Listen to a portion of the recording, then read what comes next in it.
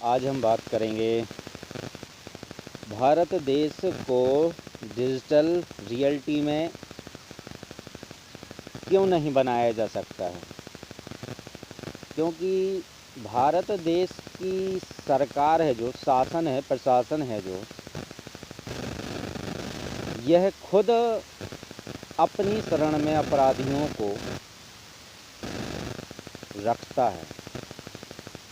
जैसे for example सरकारी दफ्तरों में, विभागों में, अधिकारियों में, प्रशासनिक नौकरों सेवकों में अधिकांश वही लोग हैं जो रिश्वतखोर हैं, जो सरकारी धन की चोरी करते हैं, जो विभिन्न प्रकार से भारतीय बच्चों, युवाओं, नागरिकों को कई प्रकार से शोषित करते हैं, प्रताड़ित करते हैं,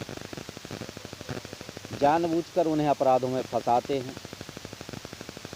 और अगला दूसरा पॉइंट है नेता लीडर। क्योंकि भारत देश में नेता लीडर जो हैं वह खुद ही कई प्रकार के अवगुणी हैं, अपराधी हैं, चालबाज हैं, लूटखोर हैं, सरकारी धन के चोर हैं और उन्हें भारतीय बच्चों एवं नागरिकों से गुलामी अपनी करवाने का बहुत शौक है, जिसकी बदौलत पूरा भारत देश बर्बाद है। यहाँ तक कि आज की डेट में भारत देश की अधिकांश प्रत्येक विधानसभाओं में, राज्यसभा में, लोकसभा में और संसद में भी यदि नेताओं लीडरों की काउंसलिंग की जाए या वास्तविकता सत्यता में देखा जाए तो भारत देश में जितने भी 2 नंबर के काम हैं या जितने भी खराब घटिया काम हैं उसमें 90 से 95% नेता लीडर खुद संलिप्त हैं। तो सपोर्टर उनके सरकारी नौकर, अधिकारी, प्रशासनिक नौकर सेवक हैं। यानी कि भारत देश की विधानसभा, राज्यसभा, लोकसभा और संसद भी हर तरह की अवगुणी, अपराधी, चालबाज, लूटखोर, सरकारी धन के चोर नेताओं लीडरों से भरी हुई है। और हम सभी लोग सोचें कि भारत देश का प्रत्येक बच्चा, युवा, नागरिक, स्त्री, पुरुष, बूढ़े, बुजुर्ग, वृद्धजन, उनका जीवन, जिंदगी, कैरियर, भविष्य हर तरह से अच्छा, सही, बेहतर हो सकता है या बन सकता है। तो यह भूल है नागरिकों की कि ऐसा हो सकता है। यह ऐसा कभी नहीं हो सकता, ठीक है ना। और अब हम काउंट करेंगे बजट की।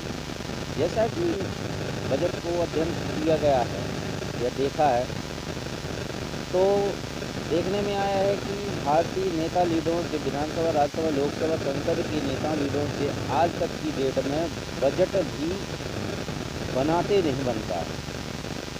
तो बजट में मुख्य बिंदु कौन कौन से होने चाहिए वो कुछ नहीं, सब उल्लू बनाना है नागरिकों को। सीधी सी बात है, भारतीय नेता लीडर विधानसभा के, राज्यसभा के, लोकसभा के, संसद के अपने ही देश के हर शिशुओं, बच्चों, युवाओं, नागरिकों, लड़के, लड़कियों, स्त्री, पुरुषों, बूढ़े, बुजुर्गों, वृद्धजनों को खुल के साफ और शुद्ध भाषा में स्पष्ट रूप से धोखा दे रहे हैं, सबको लूट रहे हैं। भारत देश इन्हें बेहतर नहीं बनाना है, क्योंकि अगर भारत देश यह बेहतर बनाएंगे तो फिर इनकी लूट चालें, अवगुण ख़त्म नहीं हो जाएंगे, समाप्त नहीं हो जाएंगे।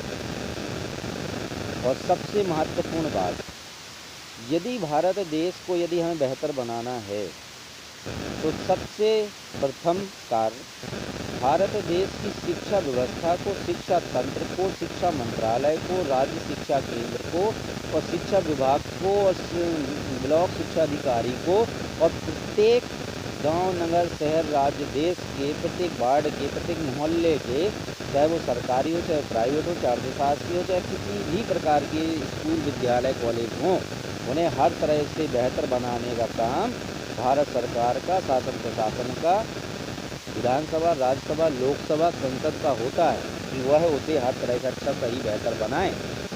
और यदि इनसे अच्छा, सही, बेहतर बनाते नहीं बनता है तो विभिन्न प्रकार की भ्रांतियाँ फैलाते हैं। जैसे कि आज के समय में, आज आप सभी लोग देख रहे होंगे कि प्राइवेट विद्यालयों के संबंध में विभिन्न प्रकार की गलत विचारधाराएं भारत देश में फैलाई जा रही हैं। जबकि प्राइवेट विद्यालय भारत देश को बेहतर बनाने में अपना सहयोग दे रहे हैं। क्यों? क्योंकि भारत सरकार से, शासन प्रशासन से, इसके सरकारी नौकरों, नेता और लीडरों से अपने खुद के सरकारी विद्यालय वो अपने देश की शिक्षा को बेहतर बनाते हुए नहीं बन रहा है, अपने सरकारी स्कूलों को अच्छा सही बेहतर बनाते नहीं बन रहा है, इसलिए वह प्राइवेट विद्यालय वालों को गिराने का काम कर रहे हैं। और भारत देश में जो लोग स्कूल, विद्यालय, कॉलेजों के विरोध में चल रहे हैं ना, वह स्वयं गलत हैं। क्योंकि किसी भी देश की, किसी भी घर की, परिवार की, समाज की, परिवेश की, राष्ट्र की उन्नति का मुख्य साधन उनकी शिक्षा होती है। और यदि शिक्षा ही बेहतर नहीं होगी तो किस हिसाब से कौन सा बच्चा, युवा, नागरिक, स्त्री, पुरुष, बूढ़े, बुजुर्ग, वृद्धजन और परिवेश, रोजगार कैसे बेहतर बन जाएगा, कैसे भविष्य बेहतर बनेगा? तो यह कोई क्लियर नहीं। तो सीधी सी बात है, जब नेता लीडर शिक्षा, स्वास्थ्य, न्याय, रोजगार, परिवेश, बच्चों की शिक्षा, उनके कौशल, युवाओं के, नागरिकों के रोजगार बेहतर नहीं बना सकते हैं, तब वह उनको भटकाने और भ्रमित करने का काम करते हैं। और सबसे और ज़्यादा महत्वपूर्ण बात, यदि नेता लीडर छल कपट करते हैं या झूठ बोलते हैं या खुद वह अवगुणी अपराधी हैं, तो वह किसी भी तरह से किसी का भी अच्छा सही बेहतर नहीं चाहते हैं, खुद के अलावा। तो सभी लोग समझदार बनिए, जागरूक बनिए, अच्छा सही बेहतर बनिए।